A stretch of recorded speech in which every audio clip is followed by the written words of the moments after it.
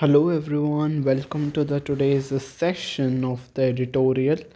So let's begin with our class. So before beginning with the class, I want to say कि ये जो आप अब जो मैं ये आपको आर्टिकल समझाऊंगा, ये आर्टिकल कल का है यानी ट्यूसडे का है। आज के जो दोनों आर्टिकल्स थे ना वो इतने इन्फॉर्मेटिव नहीं थे। तो first article was regarding the Tamil Nadu के गवर्नर का and second article was regarding the Brazil और उसके प्रेसिडेंट का। सो वो इतने इम्पोर्टेंट नहीं थे और इन्फॉर्मेटिव भी नहीं थे। सो आई थॉट ऑफ कि क्यों ना कल का ही एडिटोरियल लिया जाए which is very important. Okay, so let's begin. So the title for the today's editorial is glimmer of hope. ठीक है, on the rights of same sex couples. ठीक है, glimmer is a ray of hope. ठीक है, एक उम्मीद की किरण। किनके, किस चीज़ के रिगार्डिंग उम्मीद की किरण? जो राइट्स हैं, जो हक हैं सेम सेक्स कपल्स के, उनके राइट्स के ऊपर एक उम्मीद की किरण जागी है। ठीक है, the Supreme court must provide a definitive directive. ठीक है, डायरेक्टिव का आपको मीनिंग आगे वोकैबुलरी में पता चल जाएगा। तो डायरेक्टिव का मतलब होता है एक अथॉरिटिव एक ऑर्डर, ऑफिशियल ऑर्डर। तो सुप्रीम कोर्ट को एक डेफिनेटिव मतलब जो बहुत ही डिटेल में डिफाइन किया गया हो, ऐसा एक ऑर्डर इशू करना चाहिए। किस चीज़ पे? On the rights of same sex couples. तो जो सेम सेक्स कपल्स हैं उनके राइट्स क्या क्या हैं, अगर उनके राइट्स नहीं मिलते हैं, उनके राइट्स को वायलेट किया जाता है तो क्या पनिशमेंट है, तो उसके रिगार्डिंग सुप्रीम कोर्ट को एक ऑर्डर पास करना चाहिए, एक लॉ बनाना चाहिए। That is what author is saying. ठीक है, यहाँ पे मैंने रेड कलर इसलिए किया है क्योंकि तो यहाँ पे आके आपको रुकना है, एक ब्रेक देना है, उसके बाद आगे का पढ़ना है। ठीक है, कैसे वो मैं आपको समझाता हूँ। In a welcome move the Supreme Court has transferred to itself break. ठीक है, यहाँ पे इस ब्रेक देना है। The Supreme Court has transferred to itself petitions pending in several high courts. ठीक है, तो सुप्रीम कोर्ट ने, ये एक वेलकम मूव है। कौन सा वो मूव है? तो सुप्रीम कोर्ट ने जो भी पेंडिंग पेटिशंस थे वो खुद के ऊपर उन्होंने अपने यहाँ पे ट्रांसफ़र कर दिया है। तो पूरे इंडिया में जितने भी पेटिशंस थे seeking legal recognition of same sex marriage, तो जो पेटिशंस थे जिसमें क्या सीक करना मतलब उस चीज़ की डिमांड करना, तो क्या डिमांड किया गया था सेवरल हाई कोर्ट्स में, मतलब इंडिया के अलग अलग स्टेट्स के हाई कोर्ट्स पे ये डिमांड की जा रही थी कि लीगल रिकॉग्नाइजेशन मिले सेम सेक्स मैरिज को। तो वो जो भी केसेस थे ना पेंडिंग, सुप्रीम कोर्ट ने कहा कि सारे के सारे हाई कोर्ट्स अब आप वो सभी केसेस सुप्रीम कोर्ट पे ट्रांसफ़र कर दो।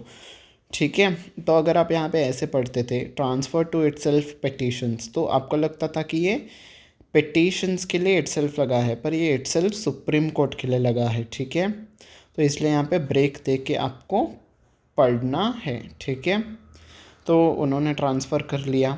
अ बेंच ऑफ चीफ जस्टिस, एक बेंच थी। तो मैंने आपको कई सारे अपने आर्टिकल में बताया, तो बेंच होता है ग्रुप ऑफ जजेस का।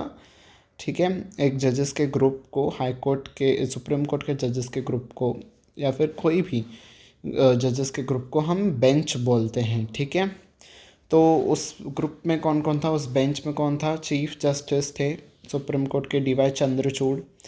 और कौन से जस्टिसेस थे? जस्टिसेस यहाँ पे इसलिए लिखा गया क्योंकि तो कई सारे जस्टिस के नाम दिए गए, इसलिए जस्टिसेस। ठीक है, तो कौन कौन थे? P S Narasimha, J B Pardiwala and J B Pardiwala, ask the centre. तो इन सभी लोगों ने, D Y Chandrachud, P S Narasimha और जे बी पर्देवाला ने सेंटर मतलब गवर्नमेंट से कहा है कि टू फाइल इट्स रिप्लाई, अपना रिप्लाई दीजिए उन सभी पिटिशन्स पे on the issue of on the issue, इस मुद्दे पे अपना आप रिप्लाई दीजिए, आप क्या कहना चाहते हो, बाय फरवरी 15 तक इस मुद्दे पे, यानी कि ये जो लीगल रिकॉग्नाइजेशन है ना सेम सेक्स मैरिज का, उसके ऊपर आपको डिसीजन देना है, अपना रिप्लाई देना है 15 नवंबर तक, 15 फरवरी तक। ठीक है, and has listed the case for directions on March 13, और मार्च 13 तक इस चीज़ के ऊपर सुनवाई भी हो जाएगी। ठीक है,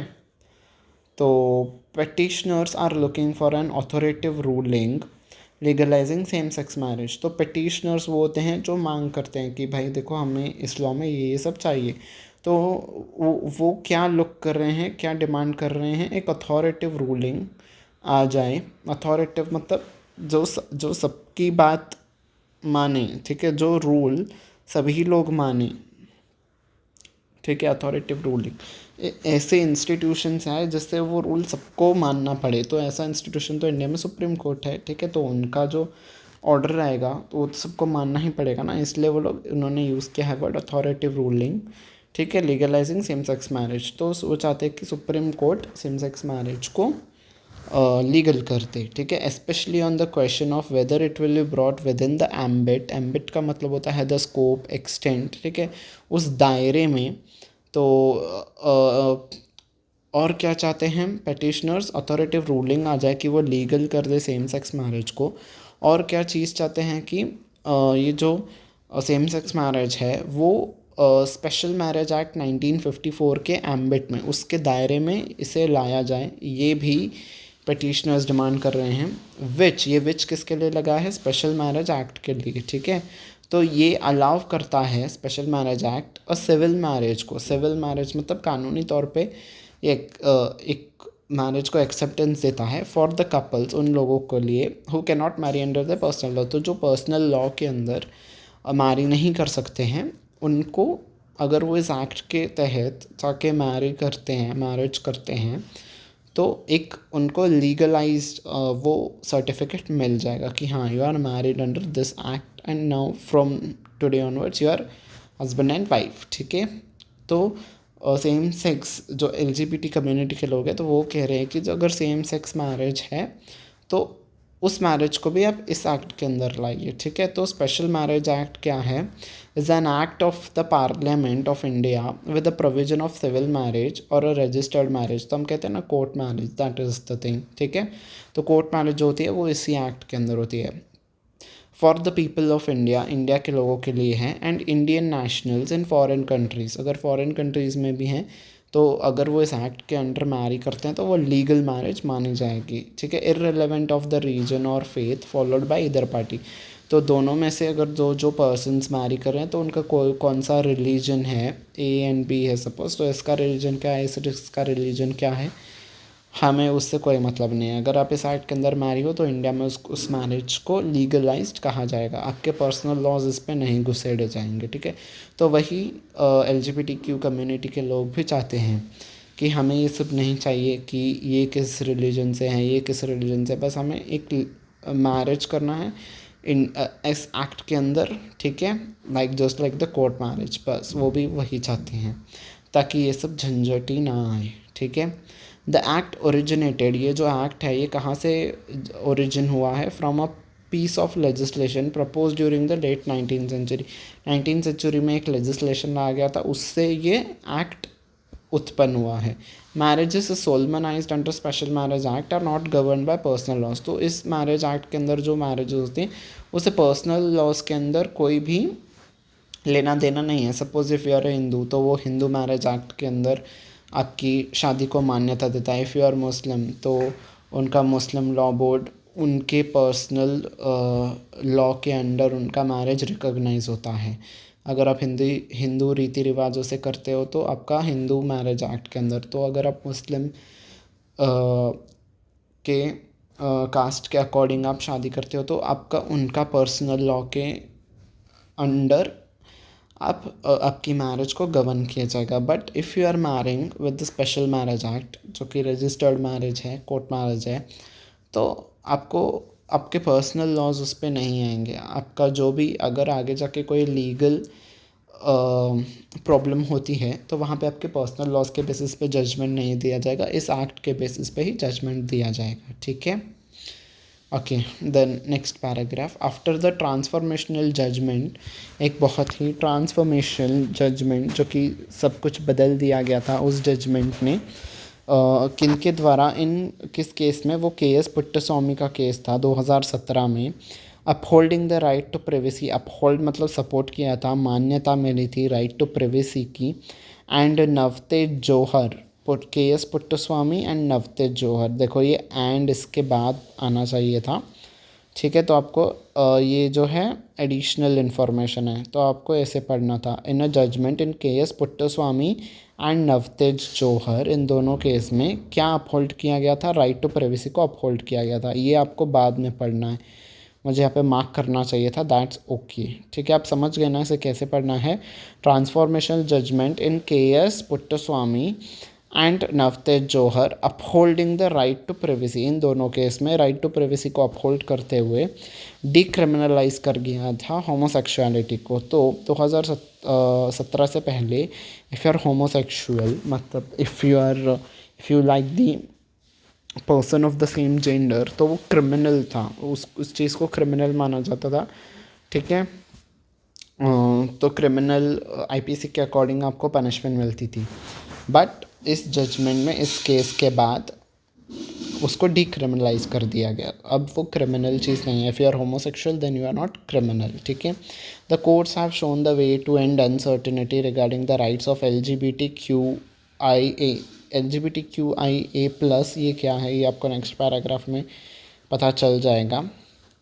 ठीक है, तो ये जो कम्युनिटी है, इनके लिए कोर्ट ने एक रास्ता दिखाया है जो कि अनसर्टेनिटी को ख़त्म करेगा। ठीक है, after this judgement petitioners have argued, जो उसने पेटिशन डाली है उन्होंने आर्ग्यू किया है कि that denying the community the same rights as heterosexual couples violates a clutch of fundamental rights on life and liberty including articles 14, 19 and 21 of the constitution.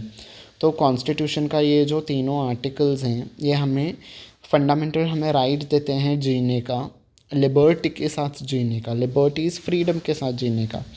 तो जो पिटिशनर्स हैं, जिन्होंने पिटीशन डाली है कि सेम सेक्स मैरिज को भी legalise कर दिया जाए, वो कहते हैं कि आप हमें अगर सेम सेक्स मैरिज को लीगलाइज नहीं करते हो तो हमारा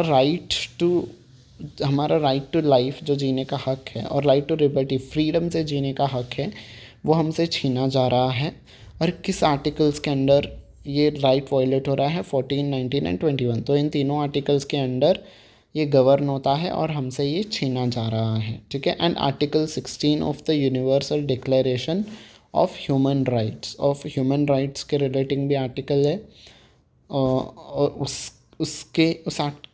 उस आर्टिकल के अंडर भी हमारे राइट्स का वायलेशन हो रहा है, to which India as a signatory. और इंडिया भी एक उसका मेंबर है। ये डिक्लेरेशन है ह्यूमन राइट्स का, ये यूनिवर्सल डिक्लेरेशन है कि हाँ, हम ह्यूमन राइट्स को बचा के रखेंगे।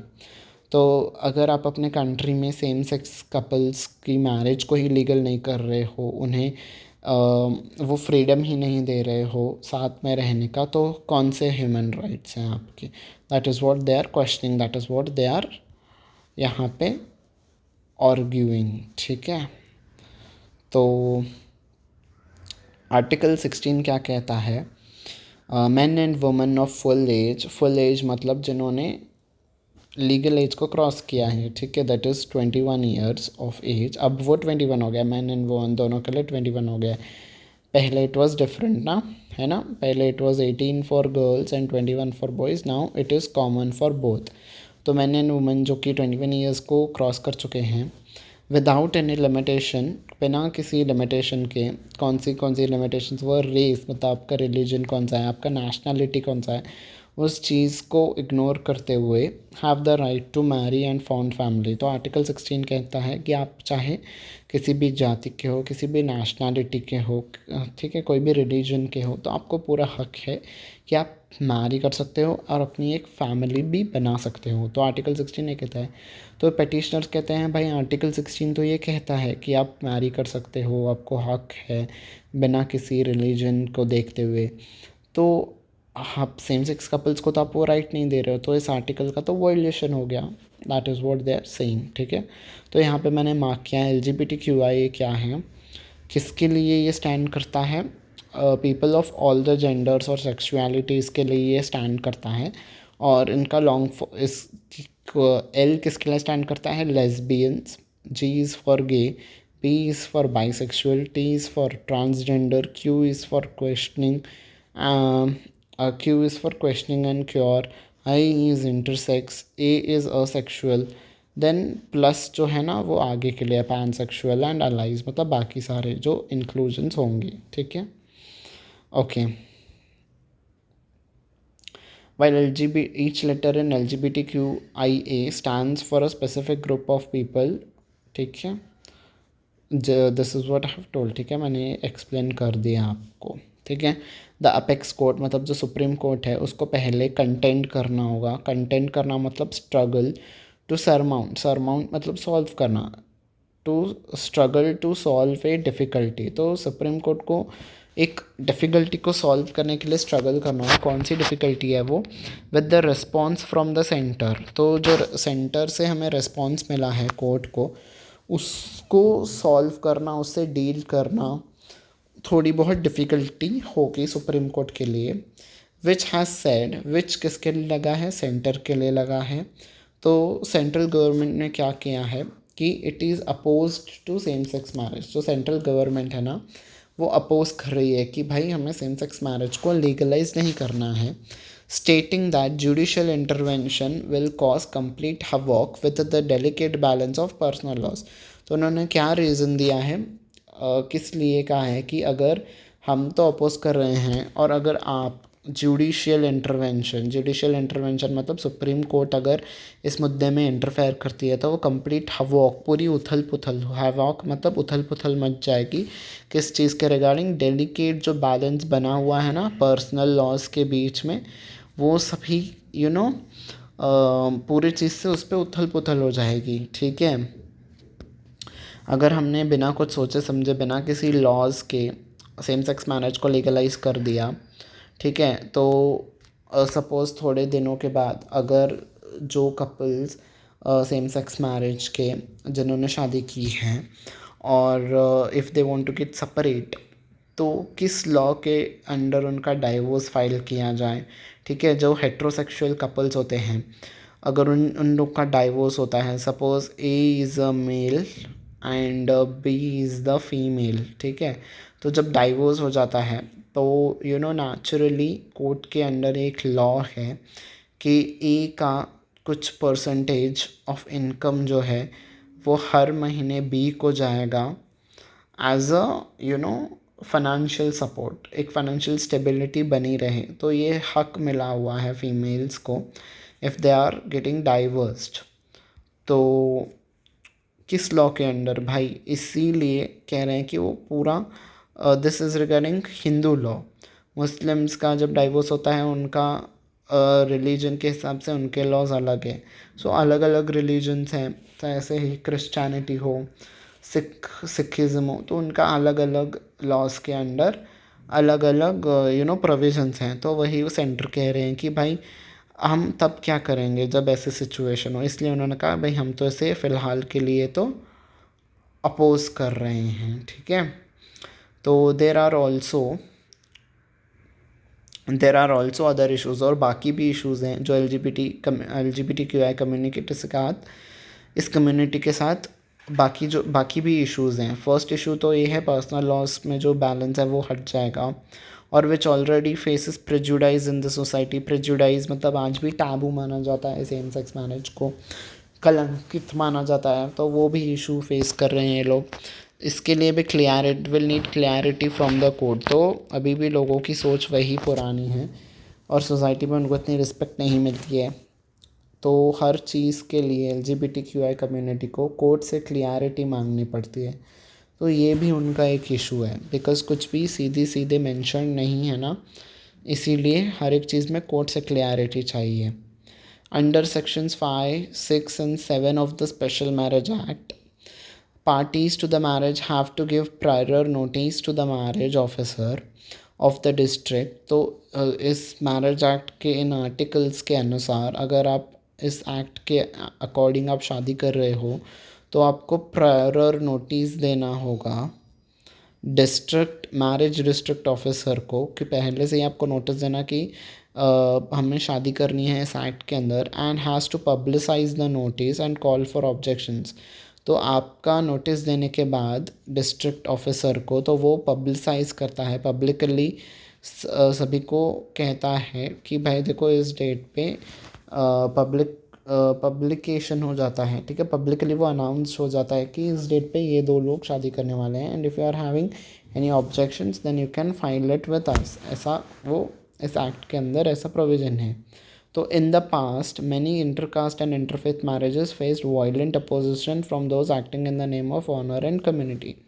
तो कहा है कि इन द पास्ट, तो पिछले सालों में ऐसे पब्लिकेशन होने की वजह से जब जो दो इंटरकास्ट मैरिजेस होती हैं, मतलब ए और बी अलग अलग कम्युनिटी के लोग हैं, तो क्या होता है, उनके घर वालों ने कहा है ऐसा पब्लिकेशन होता है, पब्लिकली एक्सपोज होता है सब कुछ चीज़ें, तो हमारी बदनामी होती है, हमारा ऑनर, हमारे सम्मान को, हमारे कम्युनिटी को एक धब्बा सा लग जाता है, हमारे सम्मान को एक ठेस पहुंची जाती है। सो उन्होंने in the name of intercaste and interfaith, so ऐसे रीजंस को साइट करते हुए इन्होंने इस एक्ट के अकॉर्डिंग भी इस एक्ट को भी अपोज किया है, ठीक है। तो जब हेट्रोसेक्सुअल कपल्स के बीच में ही ऐसी सब प्रॉब्लम्स हो रही हैं, तो होमोसेक्सुअल कपल्स के बीच में क्या क्या होगा, इसीलिए सेंटर ने कहा है कि भाई हम तो इस चीज़ को अपोज कर रहे हैं फ़िलहाल के लिए, ठीक है। इतनी सी बात क्लियर हो गई। दो द इलाहाबाद हाई कोर्ट, फिर भी इलाहाबाद हाई कोर्ट ने एक रूलिंग दी थी 2021 में, that people marrying under the special marriage act choose not to publicise their union. तो 2021 में इलाहाबाद हाई कोर्ट ने कहा कि ठीक है, इस एक्ट के अकॉर्डिंग आप चूज़ कर सकते हो कि भाई हमें पब्लिकली अनाउंस नहीं करना है, ऐसा इलाहाबाद हाई कोर्ट ने रूल किया था, saying that mandatory publishing a notice of the intended marriage and calling for objection violates the right to privacy. जब तो क्या हो जाता है, जब आप पब्लिकली ये सब चीज़ को अनाउंस कर देते हो कि so and so person is marrying, तो इससे राइट टू प्राइवेसी का हक चला जाता है। भाई हमें नहीं कहना है ना दुनिया को कि वी आर गेटिंग मैरिड, सो क्यों हम सभी लोगों को बोलें, तो राइट टू प्राइवेसी, तो हमारी प्राइवेसी चली जाती है। तो इसके वजह से इलाहाबाद हाई कोर्ट ने कहा कि ठीक है, यू कैन चूज़, अगर आपकी मर्ज़ी है कि पब्लिश हो जाए तो वो पब्लिश होगा, अगर आप चाहते हैं कि पब्लिश ना हो तो हम उसे पब्लिश नहीं करेंगे, ऐसा रूलिंग आया 2021 में, ठीक है।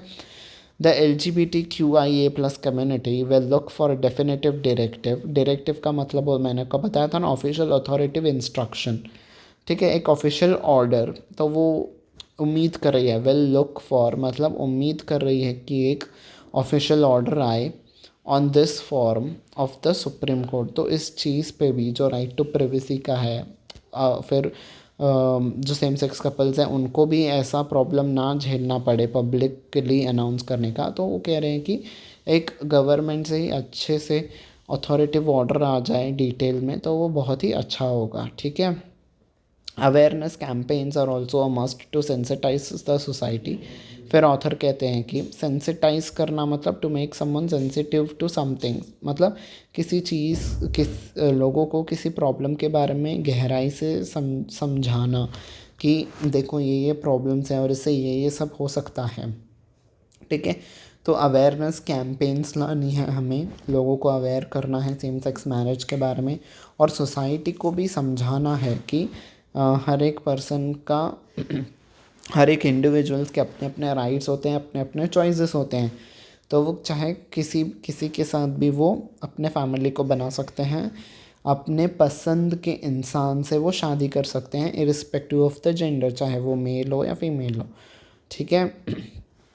तो ये हमें सोसाइटी को समझाना होगा, सेंसिटाइज करना होगा, ठीक है, तभी ही कुछ काम बन पाएगा। By legalising the same sex marriage, अगर सेम सेक्स मैरिज को इंडिया में लीगलाइज कर दिया जाता है सपोज़, तो India can join the 30 odd countries, ठीक है। तो पूरे विश्व में सिर्फ 30 ही ऐसी कंट्रीज़ हैं जिन्होंने सेम सेक्स मैरिज को लीगलाइज किया है, तो उन कंट्रीज़ को ये भी ज्वाइन कर देगा इंडिया भी, ठीक है। Which allow it 30 odd countries which allow it किसके लिए लगा है, सेम सेक्स मैरिज के लिए, इट किसके लिए, सेम सेक्स मैरिज के लिए। तो 30 कंट्रीज़ सेम सेक्स मैरिज को अलाउ करती हैं कॉन्स्टिट्यूशनली, ठीक है। And lead from the front in Asia where only Taiwan has legal, और एशिया में भी वो एक लीडिंग कंट्री बन जाएगी आफ्टर ताइवान, बिकॉज एशिया में सिर्फ ताइवान ही एक ऐसी कंट्री है जिन्होंने सेम सेक्स मैरिज को लीगलाइज किया है। तो ताइवान के बाद इंडिया सेकेंड ऐसी कंट्री होगी जो लीगलाइज करेगी सेम सेक्स मैरिज को। ठीक है, तो आपका आर्टिकल तो इतना ही था। ठीक है, होप आपको ये आर्टिकल पसंद आया। अब हम आ जाते हैं ग्रामर एस्पेक्ट के ओर। ठीक है, तो what is the tone of this passage. तो टोन क्या है इस पैसेज की, क्या बता सकते हो? So the tone is analytical, तो पूरा एनालिसिस हुआ है, ऑथर ने हमें पूरी इन्फॉर्मेशन दी है। We can say more than the analysis, we can say informative is the tone. ठीक है, इन्फॉर्मेशन दी है कि ऐसे ऐसे पिटिशन्स आए हैं और ऐसे ऐसे उन्होंने आर्ग्यू किया है। ठीक है, तो ऐसे ऐसे सब डिमांड्स हैं। 30 सिर्फ ऑड कंट्रीज़ हैं जिन्होंने सेम सेक्स मैरिज को लीगलाइज किया है। ठीक है, इंडिया सेकेंड ऐसी कंट्री होगी। तो पूरी की पूरी इन्फॉर्मेशन दी है इस आर्टिकल में। So informative is the tone of this passage. ठीक है, अब हम आ जाते हैं वोकेबलरी टेस्ट पे। इन वर्ड्स का मीनिंग आपको कमेंट सेक्शन में लिखना है ताकि आपको लंबे समय तक इन वर्ड्स का मीनिंग याद रहे। एम्बिट का मतलब होता है स्कोप या फिर रेंज। कंटेंड करना, डिफ़िकल्टी को, किसी डिफ़िकल्ट प्रॉब्लम को सॉल्व करना, उस प्रॉब्लम को सॉल्व करने के लिए स्ट्रगल करना, इस कंटेंड करना। ठीक है, हम कहते हैं ना आपको कोई कंटेंशन है क्या इस मुद्दे पे, मतलब आपको कोई प्रॉब्लम है क्या, तो हम उसको सॉल्व करते हैं। डायरेक्टिव एक ऑफिशियल ऑर्डर। सेंसिटाइज किसी भी प्रॉब्लम के बारे में नाजुकी से, बड़े नाजुकी से समझाना। ठीक है, अब हम जाते हैं ऐसे के टॉपिक पे। मैं आपको हर एक सेशन पे ऐसे का टॉपिक देता हूँ। तो आपका आज का टॉपिक है राइट एन ऐसे on the LGBTQIA+ demands and rights in India. तो LGBTQIA की ये जो कम्युनिटी है, इनके क्या डिमांड्स हैं, वो क्या चाहते हैं और उनके क्या राइट्स हैं इंडिया में, उसके बारे में आपको लिखना है। ठीक है, 200 वर्ड्स में आपको इस आर्टिकल को लिख के बताना है। आप कमेंट सेक्शन में लिख सकते हो। तो आपको इससे क्या होगा, आपका डिस्क्रिप्टिव सेक्शन जो होता है बैंकिंग एग्ज़ाम्स में, बाकी के सभी एग्ज़ाम्स हैं जहाँ पे डिस्क्रिप्टिव होता है, जहाँ पे आपको ऐसे लिखना है, वहाँ पे आपको बहुत ज़्यादा हेल्प मिलेगी। ठीक है, and to write this essay you can take the help of this article, you can take the points from this article and write your essay. ठीक है, so this was it for the today's session, hope you have liked it. मैंने आपको अच्छे से समझाने की बहुत कोशिश की, कहाँ पे ब्रेक दे के पढ़ना है।